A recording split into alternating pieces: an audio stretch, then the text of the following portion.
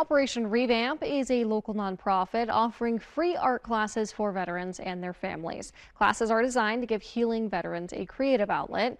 Now, recently, the building has been faced with a challenge, causing financial burdens for the owner. But now, all thanks to some community members coming together, the roof will be getting a makeover. Alex Ailey has more. With many leaks and cracks, the roof of the Veteran Arts Center has seen better days. For many years, the high repair cost has prevented the owner from fixing it. But recently, the community has stepped up to save the facility. It all started with a post on social media. And when this showed up on Facebook, and I'm kind of following it along, and then it's like when Justin Shaw of Honest Roofing posted on there, well, I think I have the supplies, I can come down and fix that. And it's like, wow. This would be awesome.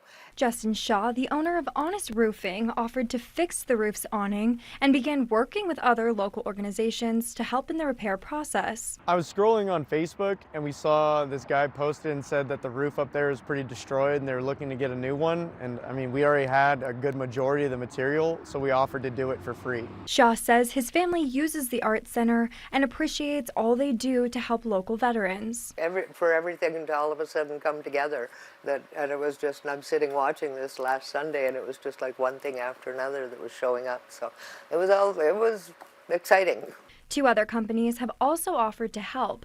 Owner of Redeemed Roofing, Curtis Smith, offered to repair the flat part of the roof for a discounted price. And the owner of Trash Scoopers LLC, Rusty Estes, will donate a dumpster during the actual repair. It's definitely good to lend a hand to the community. It's not just based on the building. We would do this for just about anybody. Honestly, it's just about being there for your community that you're a part of.